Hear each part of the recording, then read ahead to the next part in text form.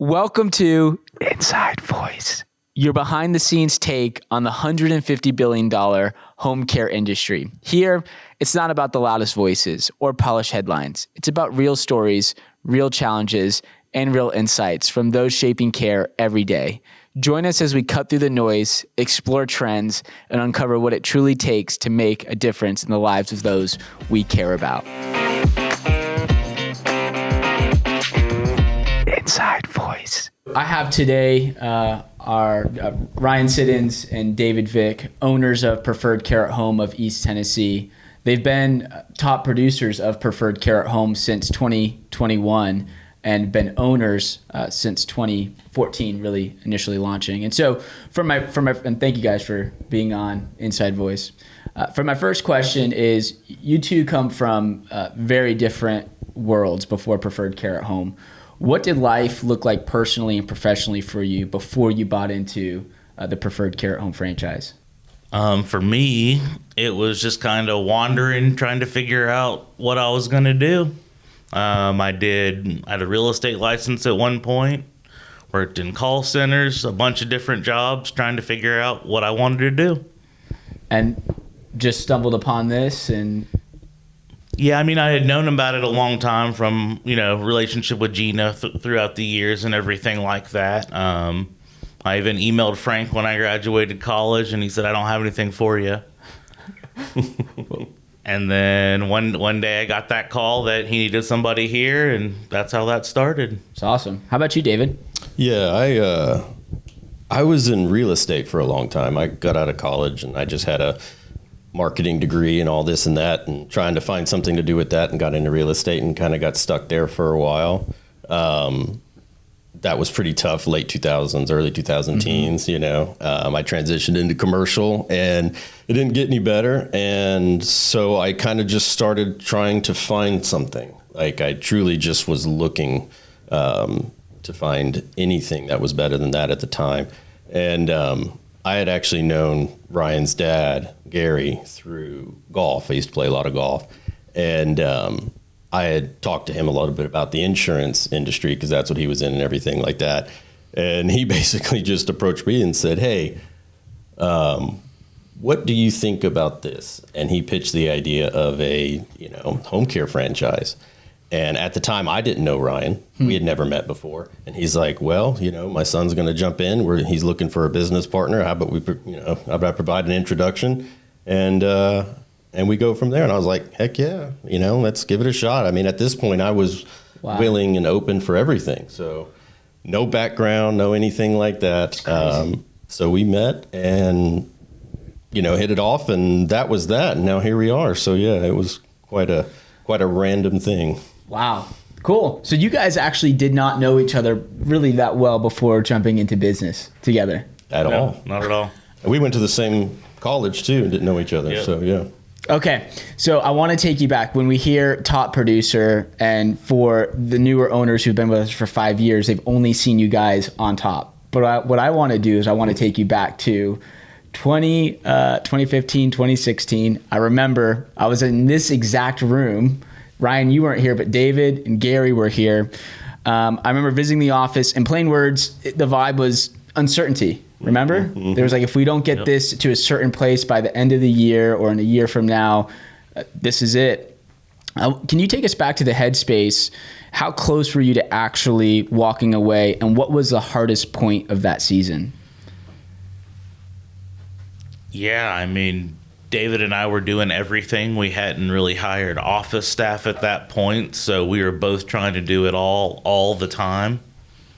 And we both would take turns calling each other and, whining to each other and being like, what are we going to do? We can't do this forever. Mm-hmm. And started working through the different options to give us a little bit of a life back. And not only that, but the business wasn't really growing at that point. I think we had got to like 40 or 50 grand a month, and then we just got stuck for 3 years, something like that. Yeah, not moving at all. We tried all these different things, and then all the different avenues that everyone else has tried. Yeah. And then choices took a little bit of an uptick, and we sat down and had the conversation and decided we're just going to dive into this. Yeah. That was it. Yeah, we were in that position. Like when we first started, I mean, we had 2 caregivers and 1 client, right? And we were in the basement of a basement pretty much. And so like 2015, 16, we had finally kind of gotten to a point we can get out of the basement and actually, move forward a little bit. And during that time, it was really difficult because Ryan and I hadn't learned that value of having help, basically. So we were still doing all the on-call. We were doing all the recruiting. We were doing all the assessments. We were doing all the scheduling. I mean, we were doing all of it.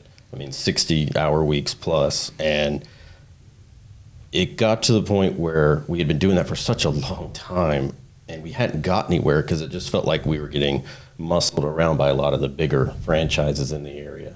And we couldn't find our foot in, we couldn't find how to get in there. And so, yeah, it was to the point of, man, do we want to keep killing ourselves just to tread water?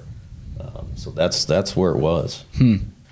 So, Ryan, you mentioned you tried a handful of avenues with just moderate success. Obviously, billing it to $40,000, almost $500,000 a year, is something. So, moderate success before things clicked, right? Just take me back. What is one of the craziest things you tried that was useless during that desperation phase that maybe some of our owners or individuals find themselves doing right now? I mean, I can remember times for each of us getting kicked out of hospitals because we just would try every day trying to get in there. We're like, if we get one hospital, then we're set. And then getting walked out by security. And handcuffs. Not quite. Not that trip. No. Oh, different story. Different story. Okay. I don't know. I mean, you guys tried everything under the sun, yeah? Yeah. I mean, I really feel like the biggest waste of time that we had trying to grow was trying to still do everything ourselves. That was the biggest waste of time, was thinking I can do it better, therefore I need to do it. And we just got to the point where we stretched ourselves thin, and the value that we have here, we didn't realize it at the time. The value was in Ryan and I. And when we stretched ourselves so thin and exhausted ourselves and stressed us out and everything like that, we couldn't do the things that we wanted to do. We couldn't focus on what our strengths were and things like that. And yeah, it was tough for a little bit. And the biggest thing was definitely trying to do everything ourselves, everything. And it just wore us out. Yeah. So suddenly things shifted, like you guys were talking about, and David, what you were talking about just a second ago, of stretching yourselves too thin, and the value is you guys doing what you're good at and having the emotional capacity to put forth the effort of the things that you're good at and not being stretched too thin. I think it's awesome illustration. You went from stagnant growth to you guys exploded. I mean, Ryan, we were just talking about the numbers from really 2019 to where we are today. It's just there's only one word. It's explosive. What was a specific boom moment, and what was the mindset shift? Right. So was it a specific hire? And it sounds like that's something that David was alluding to. A strategy change that finally worked, that we could start to see the business start to take off. Yeah, I think it wasn't as much of a strategy. It was that we brought on 3 office staff. I guess we brought on part-timer first, Katrina, and then we added 3 more shortly thereafter, and that was the change. That was when we could actually, have clear thoughts again, because we weren't trying to do 15 things at once, and they all kind of tried a bunch of different positions until they figured out what they wanted to, what they were good at, and they're all still here.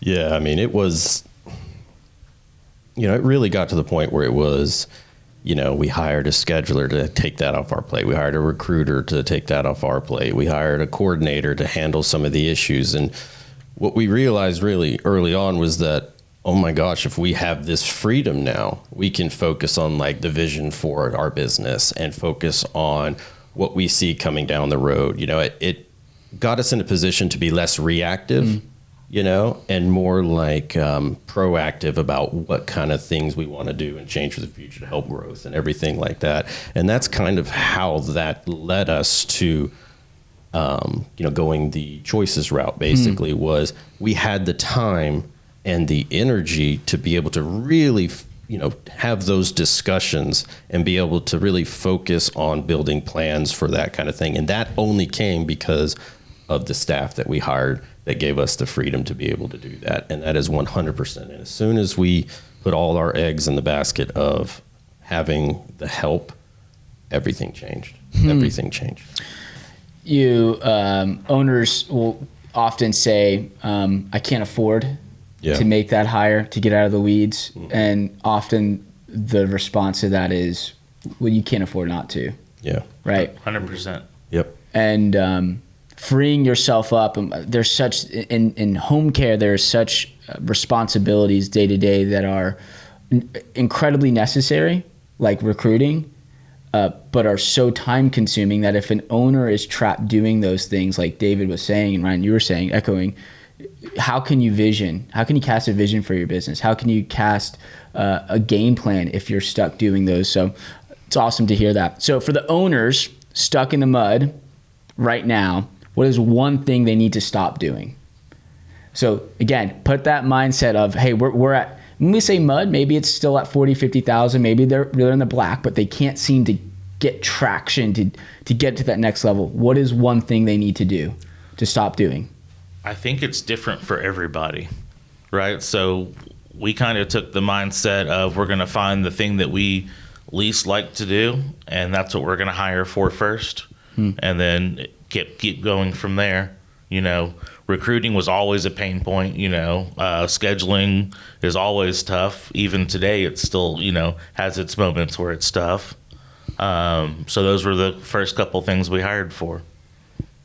Yeah, it's scary, when you're doing, when you're just getting started, and, the difference between, actually making a little bit of money so that you can pay your bills, put food on the table. You have a family, you're working those things out. It's very scary to jump into another situation where you're just going to cut even deeper into your margin, right, by hiring another person and everything like that. And that is scary, but you have to, eventually you're going to have to take a risk, or you will just burn out, or you'll get lucky. And I don't like to depend on, obviously, luck by any means, but I would say take the risk, even if it's a small one. If you are on the fence on hiring somebody, even though your numbers are not reflective of that being the situation yet, hire somebody part-time. Bring somebody in part-time with you. It won't cost you a lot of money, and it gives you somebody that maybe will want to grow with you. And then you're going to start seeing the value. And look at your numbers too. You do that and it frees you up, and you hire, or you sign one or two more clients, that pays for that person. So, yes. Really look at that, and realize, hey, I can hire this person. Well, if I part-time, well, yeah, that's only one client, and then it pays for that part-time person. And then you hire two more clients. All of a sudden that could become a full-time person. Yep. And then you just keep that process going. Just don't be afraid to take a little risk. Reinvesting into the business. 100%. Yeah. All right, so you guys are partners with very different backgrounds. How do you leverage those differences so you aren't stepping on each other's toes? I think it's a pretty good balance. When I get an idea or, something we're wanting to do, then it's the gas pedal's all the way down, 100%, right away. And sometimes he has to be there to kind of rein me back in and be like, hold on, we need to get the steps in place first, kind of thing, before we go all in, kind of thing. Yeah. Yeah, we're both guilty of ready, fire, aim. You know what I mean? We get really passionate and excited and things like that. But Ryan and I are very different. We think about things very differently, but we have the same goals. And even though we approach them very different ways, Ryan and I developed a very good respect for each other, so that we're able to argue, we're able to disagree, and we're able to acknowledge when one person is right or wrong. You know what I mean? And that has helped a ton is just having that mutual respect for each other. That's Yeah. a big part of it. Yeah, and the office team sees that, right? And they can feel how you guys work together and respect each other. I think that's awesome. Speaking of the office team, I would say your office culture is legendary. I mean, they came to the annual conference award banquet. It was awesome to see them. It's high energy. It's high performance. How do you manage your hires to ensure that the vibe here is protected rather than drained, especially in adding in new individuals into an office that is, you have personnel that have been here for how many years? 10 plus? Yeah, How do you protect that? How do you protect that culture and that high energy and that high performance? I think a lot of it's pretty organic. It is. Yeah. I mean, especially that core group from the very beginning, they care about this business as much as we do, and they're going to do whatever they can. So how did you instill that though? Can you pinpoint one thing, whether it be during your hiring process, whether it be communicating your vision to your team? Maybe there's things that you would say, this goes without saying, that actually doesn't. How do you get buy-in to the level that you guys have seen? It's interesting. Ryan and I joke that we're not great managers of people. We aren't, like, sometimes, let's just put it that way. But we have this work-family culture here where a lot of the loyalty that has been created and the reason they've been with us for such a long time is we have been given little opportunities with them to show that we value them and respect them and will go above and beyond for them because they're loyal to us. And like family and everything like that, you have your disagreements and issues and things like that. But at the end of the day, we're loyal to them and they're loyal to us. I would have to say, like, we kind of created that with the first three that we hired, Katrina, Selena, Sharon, Amy, and then that kind of just became our little niche. And then everybody else that's come on after that has really picked up on that. Yeah. Started with that core one-on-one time with that core group, and now they've almost carried the baton to help. Yeah. I mean, in the beginning too, there was a lot of time spent together too, right? So David and I and those four, there still were times where we're in here working, till 8 or 9 at night, still just trying to fill shifts for the next day, or recruiting, or whatever the issue is that came up, and the whole team is still here trying to get through it. Yeah. Yeah, and it kind of goes to this next question is, it's one thing to make hires. We were talking, you guys are in the process of expanding the office team here. There's another thing to keep them. So what is your philosophy on keeping your team hungry and happy at the same time, seeing this office expand, but also keeping the culture and happiness alive of your back office staff? I mean, in the beginning, as far as keeping us hungry, we had a great bonus structure set up so that every month when those numbers came out, it was a thing. They're getting bonused on what revenue we're at. They know where we are on the report and where we want to be. And it got to the point where they're more excited about the report coming out and excited about the next step as we are. So I think that was a big part of building that, I guess, that hunger for growing. And Ryan and I have no issue at all sharing, like, our vision for where we want to go. And it's exciting and it's fun to talk about. That's a fun thing, but it's not just something Ryan and I do in the back office. It's something that we share with everybody. And we make sure that everybody understands their key role in getting to that place. So they all have a shared responsibility, just like we do, in order to achieve that. And that's a big thing as well.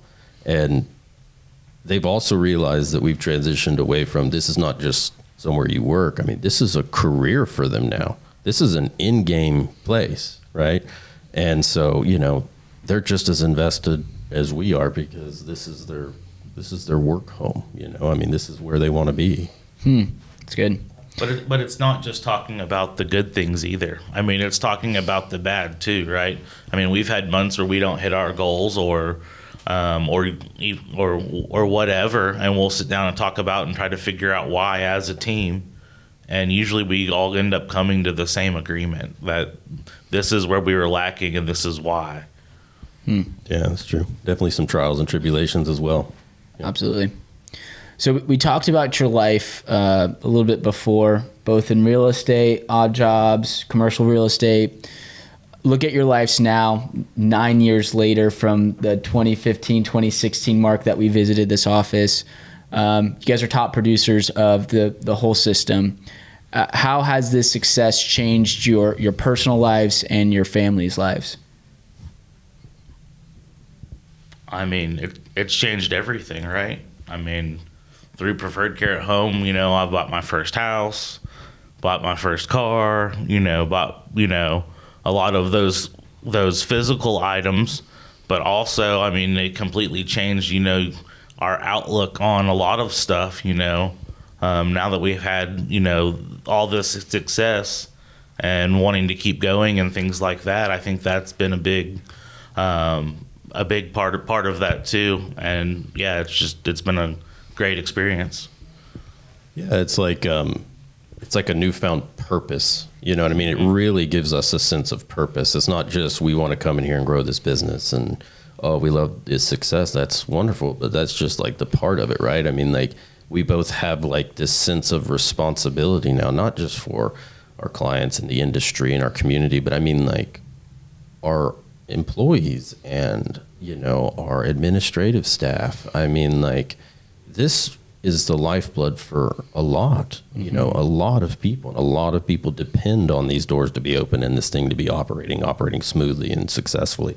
So then it just changes everything. You have your family, but then you also have this responsibility here to make sure that everything is good, to make sure that everybody is, provided for, so to speak. So it's like a true work family kind of situation. Yeah. You said something, David. You said for your office staff, this isn't just like a stepping stone. This is the end. This is your career path. What greater purpose is that for a business owner to be able to offer that to individuals? Is we want you here and we want this to be the rest of your career is spent with us. It's the pinnacle. It's what it's all about. Yeah. It's awesome. I'm going to commend you guys. And I think you guys said it, but I think you need to hear it. The culture you guys have done here has impacted thousands of families. The work you guys have done, the pain you guys have gone through, the ups and the downs. If you gave up, thousands of families would be affected by this. The ripple effect is beyond your guys' understanding. So I want to commend you, and I think you guys deserve to hear that. If you could give one piece of advice to the Preferred Care at Home family, what would it be? Keep going. Simple. It. Keep going. Yeah, definitely. Just don't give up. Do not give up. I would say when it gets discouraging, seek advice. That's what I would say. And listen. Yeah, and so yes, I think that's huge. And actually listen and try it. Yeah. Try it. Even if you disagree with it, even if you don't see the value. That was big for me very early on, is things that I heard from other owners. Like, obviously it worked for them, but I didn't see how that could possibly work for us. And then all of a sudden you just try it, even if it's just a variation of it, and found huge success. We've talked about going back to the 2015, 2016 life, and you guys are probably tired of hearing about it. But the reason why I'm bringing it up is because I think a lot of individuals at some point in their career with Preferred Care at Home, their ownership, find themselves in that season of 40, 50, wanting to get to the next level, right? So, and they feel discouraged. They feel like, can I do this? Overwhelmed, tired, right? Tired, like physically tired. Like, I'm tired, right? Tired. I want an easy job. If you go back to your 2016 self and sit down with that younger, discouraged person and give them one piece of advice, I'm talking about yourself, what would it be? Not to somebody else, hypothetically, to yourself in that season, what would you tell them? I would say I would tell myself to be more patient. I mean, and hey, it gets better. Keep going. That's it. We had a handful of times where we had that discussion, like, are we going to keep doing this? And eventually we found the secret sauce. Yeah. Awesome. Appreciate you guys. Thanks for listening. Make sure you give us a follow so you stay up to date whenever we drop a new episode.